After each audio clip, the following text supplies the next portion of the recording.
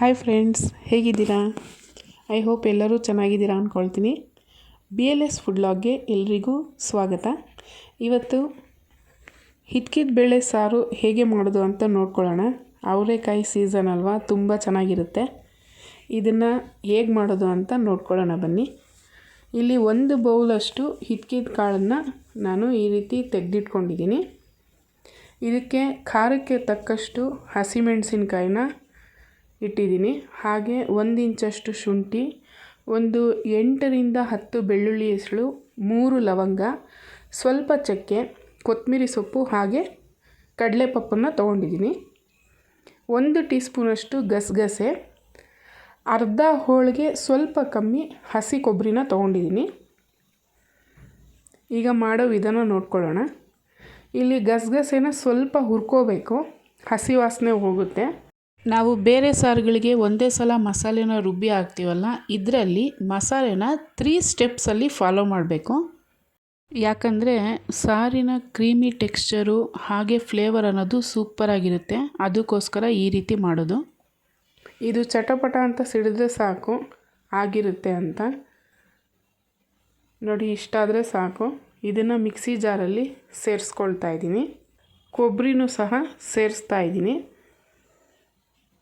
ಕೊಬ್ಬರಿನ ಸೇರಿಸಿದ್ದಾದಮೇಲೆ ಸ್ವಲ್ಪ ನೀರನ್ನು ಹಾಕಿ ಇದನ್ನು ನಾವು ತುಂಬ ಫೈನ್ ಪೇಸ್ಟ್ ಥರ ನಾವು ಇದನ್ನು ಮಿಕ್ಸಿ ಮಾಡ್ಕೋಬೇಕು. ಅಂದರೆ ದಪ್ಪ ಇರಬಾರ್ದು, ನುಣುಪಾಗಿರಬೇಕು. ಆ ರೀತಿ ಇದನ್ನು ಮಿಕ್ಸಿ ಮಾಡ್ಕೊಳ್ಳೋಣ. ಹಾಗೆ ಮತ್ತೊಂದು ಚಿಕ್ಕ ಬೌಲಲ್ಲಿ ಮಿಕ್ಸಿ ಜಾರಲ್ಲಿ ಹಸಿಮೆಣಸಿನ್ಕಾಯಿ ಹಾಗೆ ಸ್ವಲ್ಪ ನೀರನ್ನು ಸೇರಿಸ್ತಾ ಇದ್ದೀನಿ. ಇದನ್ನು ಸಪ್ರೇಟಾಗಿ ರುಬ್ಕೋಬೇಕು. ಇಲ್ಲಿ ಪಾತ್ರೆ ಹೀಟಾಗಿದೆ. ಹೀಟ್ ಆದಮೇಲೆ ಸ್ವಲ್ಪ ಎಣ್ಣೆನ ಸೇರಿಸ್ಕೊಳ್ತಾ ಇದ್ದೀನಿ. 2 ಟೀ ಸ್ಪೂನಷ್ಟು ಎಣ್ಣೆನ ಸೇರಿಸಿದ್ದೀನಿ. 1 ಈರುಳ್ಳಿನ ಸಣ್ಣದಾಗೆ ಈ ರೀತಿ ಹೆಚ್ಚಿಟ್ಟಿರೋದನ್ನು ಸೇರಿಸ್ತಾ ಇದ್ದೀನಿ. ಈರುಳ್ಳಿ ಫ್ರೈ ಆಗಬೇಕು. ನಾವು ಈ ರೀತಿ ಒಗ್ಗರಣೆ ಕೊಟ್ಬಿಟ್ಟು ಒಂದೊಂದಾಗಿ ಮಸಾಲೆನ ರುಬ್ಬಿ ಹಾಕೋ ಅಷ್ಟರಲ್ಲಿ ಸಾರು ರೆಡಿ ಆಗುತ್ತೆ. ಕ್ವಿಕ್ಕಾಗೂ ಆಗುತ್ತೆ, ಹಾಗೆ ಸೂಪರಾಗೂ ಆಗುತ್ತೆ. ಈರುಳ್ಳಿ ಸ್ವಲ್ಪ ಫ್ರೈ ಆಗಲಿ. ತುಂಬ ಫ್ರೈ ಆಗಬೇಕು ಅಂತ ಏನಿಲ್ಲ, ಸ್ವಲ್ಪ ಸಾಫ್ಟ್ ಆದರೆ ಸಾಕು. ಈ ಟೈಮಲ್ಲಿ ನಾವು ಅವರೆಕಾಳನ್ನು ಇದರಲ್ಲಿ ಸೇರಿಸ್ಬೇಕು. ಹಾಗೆ 1/4 ಟೀ ಸ್ಪೂನಷ್ಟು ಅರಿಶಿನ, ರುಚಿಗೆ ತಕ್ಕಷ್ಟು ಉಪ್ಪನ್ನು ಸೇರಿಸಿ ನಾವು ಹಸಿಮೆಣಸಿನ್ಕಾಯಿ ಸಪ್ರೇಟಾಗಿ ರುಬ್ಕೊಂಡಿದ್ವಲ್ಲ, ಅದನ್ನು ಸೇರಿಸ್ತಾ ಇದ್ದೀನಿ. ಅದೇ ಮಿಕ್ಸಿ ಜಾರಲ್ಲಿ ಸ್ವಲ್ಪ ನೀರನ್ನು ಹಾಕಿ ಸೇರಿಸ್ಬಿಟ್ಟು ಮತ್ತು ಇದಕ್ಕೆ ಬೇಯೋದಕ್ಕೋಸ್ಕರ ಸ್ವಲ್ಪ ನೀರನ್ನು ಸೇರಿಸ್ಕೊಳ್ತಾ ಇದ್ದೀನಿ. ಇದು ಬೇಯ್ತಾ ಇರಲಿ. ಮತ್ತು ಕೊಬ್ಬರಿ ಮಿಶ್ರಣನ ನಾವು ಮಿಕ್ಸಿ ಮಾಡ್ಕೊಂಡು ಬರೋಣ. ನೋಡಿ, ಆಲ್ಮೋಸ್ಟ್ ಅರ್ಧ ಕಾಳು ಬೆಂದಿದೆ. ಸ್ವಲ್ಪ ಈ ರೀತಿ ಗಟ್ಟಿ ಇದೆ ಅಷ್ಟೇ. ಈ ಸಂದರ್ಭದಲ್ಲಿ ನಾವು ಕೊಬ್ಬರಿ ಹಾಗೆ ಗಸಗಸೆನ ರುಬ್ಬಿಟ್ಟಿದ್ವಲ್ಲ, ಇದನ್ನು ಸಹ ಸೇರಿಸ್ತಾ ಇದ್ದೀನಿ. ನೋಡಿ ಯಾವ ರೀತಿ ಇದೆ ಅಂತ. ಸ್ವಲ್ಪನೂ ದಪ್ಪ ಇಲ್ಲ, ಅಷ್ಟು ಫೈನಾಗಿದೆ.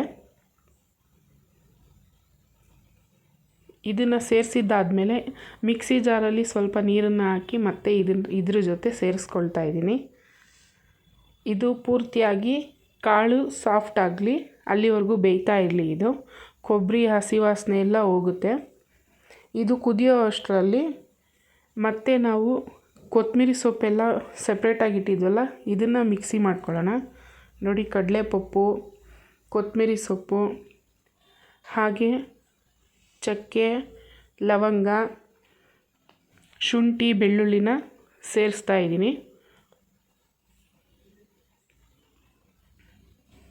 ನಾವು ಕಾಳನ್ನು ಬೇಯೋಕ್ಕಿಟ್ಬಿಟ್ಟು ಈ ಮಸಾಲೆನೆಲ್ಲ ರುಬ್ಬಿ ಒಂದೊಂದು ಸಲ ಹಾಕಬೇಕು. ನಾವು ಎಲ್ಲ ಬೇರೆ ಇದರಲ್ಲಿ ಎಲ್ಲ ಒಟ್ಟಿಗೆ ಸೇರಿಸಿ ಮಸಾಲೆ ರುಬ್ಬಿ ಒಂದೇ ಸಲ ಹಾಕ್ತೀವಿ. ಆದರೆ ಇದರಲ್ಲಿ ಈ ರೀತಿ ಮಾಡೋದ್ರಿಂದ ತುಂಬಾ ಚೆನ್ನಾಗಾಗುತ್ತೆ.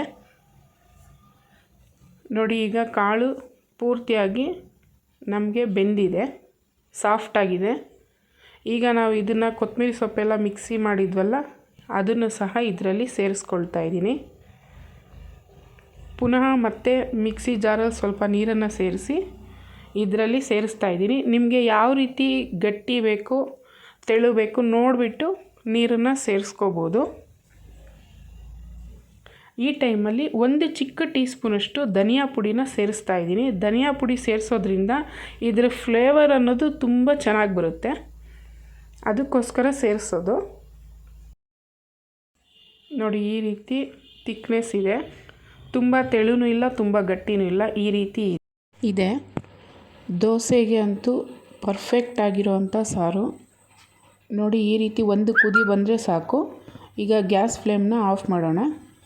ಈಗ ಸರ್ವಿಂಗ್ಗೆ ಸಿದ್ಧವಾಗಿದೆ. ಅನ್ನಕ್ಕೆ, ಚಪಾತಿಗೆ, ಪೂರಿಗೆ ಎಲ್ಲ ತುಂಬ ಸೂಪರಾಗಿರುತ್ತೆ. ನಿಮಗೆ ಈ ರೆಸಿಪಿ ಇಷ್ಟ ಆಗಿದೆ ಅಂದ್ಕೊಳ್ತೀನಿ. ಟ್ರೈ ಮಾಡಿ ನೋಡಿ. ನಿಮಗೆ ಈ ರೆಸಿಪಿ ಇಷ್ಟ ಆಗಿದ್ದಲ್ಲಿ ಈ ಕೂಡಲೇ BLS ಫುಡ್ ಲಾಗ್ನ ಸಬ್ಸ್ಕ್ರೈಬ್ ಮಾಡ್ಕೊಳ್ಳಿ. ಹಾಗೆ ಲೈಕ್ ಮಾಡಿ, ಶೇರ್ ಮಾಡಿ, ಕಮೆಂಟ್ ಮಾಡಿ. Thank you.